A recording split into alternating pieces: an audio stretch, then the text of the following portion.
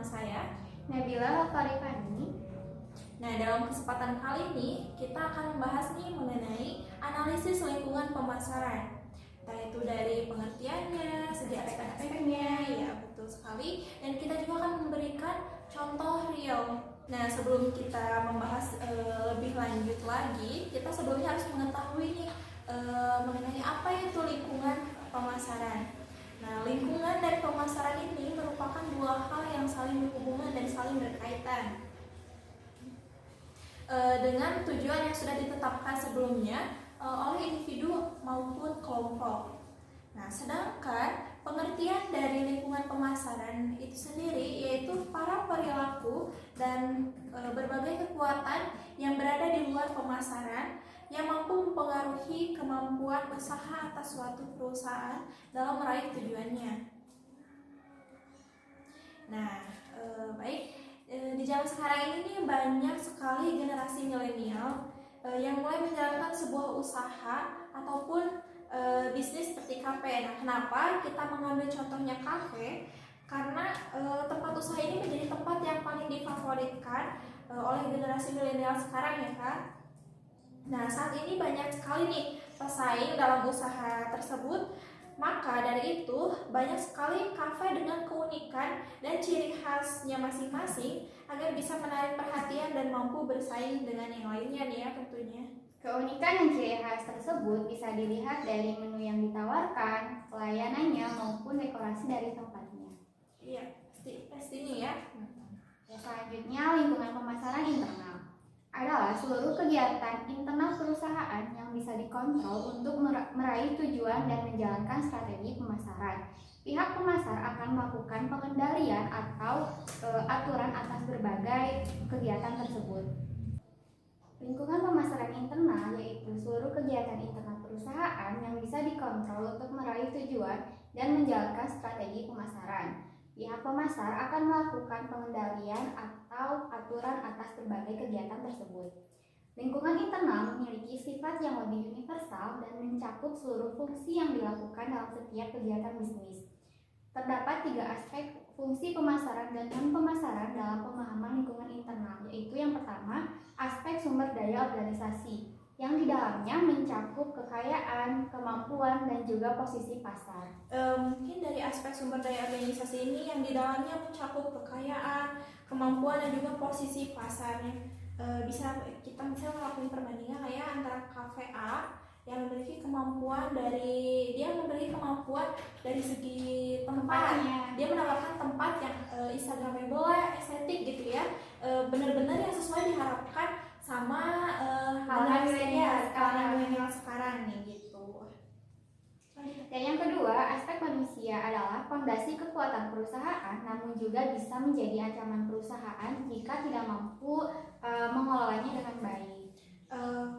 Untuk aspek ini kekuatan perusahaan namun bisa juga menjadi ancaman perusahaan ya kalau nggak dikelola dengan baik. Kita bisa ngibaratin kalau misalkan aset di sini itu adalah karyawan di kafe A tersebut membocorkan. Nah, ancaman bagi kafenya itu yaitu membocorkan menu ataupun resep yang ada di sana ya. Iya. Itu kan bisa jadi ancaman. Dan yang ketiga ada aspek alat-alat manajemen dan teknologi yang di dalamnya mencakup sistem organisasi, informasi, dan berbagai teknik operasional. Sistem teknologi mampu memberikan kekuatan yang kuat untuk perusahaan, namun harus mengeluarkan biaya investasi yang tidak sedikit. Untuk aspeknya ini mungkin bisa diibaratkan seperti sosial media lah ya sekarang, seperti kafe A yang sempat nih belakangan ini viral karena salah satu menunya yang diviralkan di salah satu sosial media nih. Jadi itu kan menunya sebenarnya udah lama, cuma karena adanya sosial media ini, kemudian ada salah seorang yang memviralkan, jadinya kan kafe tersebut mengalami peningkatan dalam permintaan menu tersebut gitu. Kita lanjut berarti ke lingkungan pemasaran eksternal ya. Lingkungan pasar eksternal ini merupakan seluruh aktivitas pemasaran yang dilakukan di luar kendali pihak pemasar, berbagai pengaruh tersebut akan memaksa para pemasar agar mampu menyesuaikan arah dan juga strategi agar bisa terus berjuang di tengah lingkungan yang tidak menentu. Nah, lingkungan pasar eksternal ini terbagi menjadi dua, yaitu lingkungan pasar mikro dan juga makro. Lingkungan pemasaran mikro yaitu perusahaan terdiri dari pelaku lain yang dekat dengan perusahaan dan bergabung untuk membentuk jaringan pengantar nilai perusahaan atau mempengaruhi kemampuannya untuk melayani pelanggan.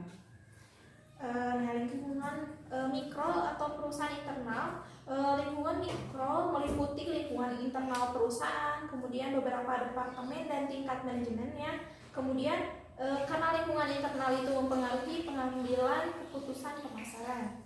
Dan yang kedua ada firma saluran pemasaran, termasuk pemasok dan perantara pemasar, seperti penjual perantara, firma distribusi fisik, agen jasa pemasaran, dan perantara keuangan yang bekerja sama untuk menciptakan nilai bagi pelanggan. Nah, kemudian ada 5 jenis pasar pelanggan, meliputi konsumen, bisnis, penjual, perantara, pemerintah, dan pasar internasional. Yang keempat ada pesaing yang menantang perusahaan dalam usahanya melayani pelanggan dengan pelayanan terbaik. Nah, yang terakhir, beragam masyarakat mempunyai kepentingan aktual atau potensial atau dampak bagi kemampuan perusahaan untuk memenuhi tujuannya. Lingkungan pemasaran mikro ini terbagi menjadi beberapa aspek pendukung perusahaan. Yang pertama, aspek penyedia. Aspek penyedia atau supplier adalah sesuatu penghubung yang sangat dibutuhkan dalam seluruh sistem pemberian nilai terhadap konsumen dan mampu berkontribusi dalam hal sumber daya yang diperlukan untuk perusahaan dalam memproduksi jasa ataupun barang. Nah, dalam hal ini juga pihak manajer perusahaan harus mengamati nih kondisi pemasok dan memantau perkembangan harganya. Jika dari kedua hal tersebut terjadi ketidakseimbangan, maka bisa dipastikan akan ada biaya tambahan nih dan akan berdampak pada peningkatan harga untuk mencapai tujuan perusahaan.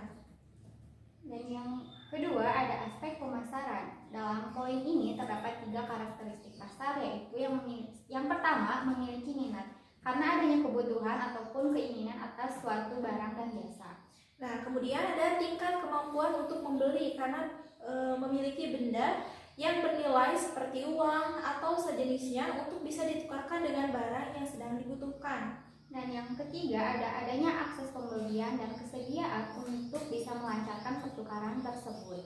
Dalam hal ini, para perantara perusahaan memiliki peran untuk membantu perusahaan dalam mensosialisasikan dan juga menyalurkan produk pada konsumen. Pihak perantara tersebut antara lain reseller, agen pelayanan pemasaran, dan juga perantara keuangan. Nah, pada poin yang tersebut, pihak perusahaan harus memperhatikan nih dan memberikan pelayanan terbaik ya dalam hal pengiriman, penyimpanan, dan berbagai faktor lain yang mampu mempengaruhi kesuksesan perusahaan seperti kecepatan pengiriman, keamanan, dan ongkos kirim. Yang selanjutnya aspek pelanggan bisa berbentuk pasar konsumen yang di dalamnya terdapat individu ataupun kelompok rumah tangga yang menyewa jasa ataupun membeli barang untuk digunakan atau dikonsumsi sebagai kebutuhan. Dalam hal ini, pihak pemasar harus lebih jeli dalam melihat reaksi konsumen atas adanya perubahan seperti perubahan harga atas suatu produk. Nah, dalam hal ini juga pihak pelanggan bisa berupa pasar produsen dan juga pasar reseller yang membeli produk perusahaan untuk bisa dijual kembali demi mendapatkan keuntungan. Selain itu, pelanggan juga bisa berupa pemerintah atau pasar internasional ya. Yang selanjutnya di sini ada aspek pesaing. Selain berbagai hal yang sudah disebutkan tadi, pihak pemasar pun harus memperhatikan sifat persaingan yang terjadi di pasar. Yang mana perusahaan harus bersaing dengan menggunakan strategi pemasaran yang sesuai dengan jenis dan sifat persaingan tersebut. Nah, selain hal-hal di atas juga, pemasar juga harus memperhatikan nih sifat persaingan, di mana perusahaan harus bersaing dengan menetapkan strategi pemasaran sesuai dengan sifat dan juga jenis persaingan tersebut. Nah, yang kemudian aspek masyarakat. Aspek masyarakat itu merupakan kelompok apa saja yang memiliki kepentingan secara aktual atau potensial yang mampu mempengaruhi kemampuan perusahaan dalam meraih kesuksesannya, seperti pemerintah, masyarakat keuangan, gerakan warga lokal dan umum, media, serta orang-orang dari internal perusahaan. Selanjutnya di sini ada lingkungan pemasaran makro, yaitu kekuatan masyarakat yang lebih luas dan mampu mempengaruhi lingkungan mikro pemasaran atas suatu perusahaan yang memiliki pengaruh terhadap pemasar secara tidak langsung. Terdapat 5 macam lingkungan makro. Yang pertama ada lingkungan demografi, yaitu kajian demografi pada dasarnya adalah kajian tentang populasi manusia yang dinilai berdasarkan lokasi, umur, pekerjaan, kepadatan, jenis kelamin, dan juga berbagai statistik lainnya. Nah, demografi ini salah satu faktor yang berpengaruh besar nih atas kegiatan pemasaran, karena kegiatan pemasaran selalu melibatkan masyarakat. Nah, dari sanalah akan membentuk pasar dengan syarat memiliki uang dan keinginan untuk membelanjakan uang tersebut. Nah, untuk itu seorang pemasar harus aktif dalam memonitor perkembangan demografi. Nah, maksud di sini kan pastilah ya sebelum kita melakukan penawaran atau menawarkan sesuatu, kita juga harus bisa nih mengetahui untuk membagi pasar-pasar tersebut lah ya. Seperti demografi ini nih salah satunya kalau kita dikaitkan dengan umur dengan kafe yang tadi sudah kita jelaskan ya, pasti peminatnya ataupun acuannya itu umur yang dari remaja menuju ke dewasa.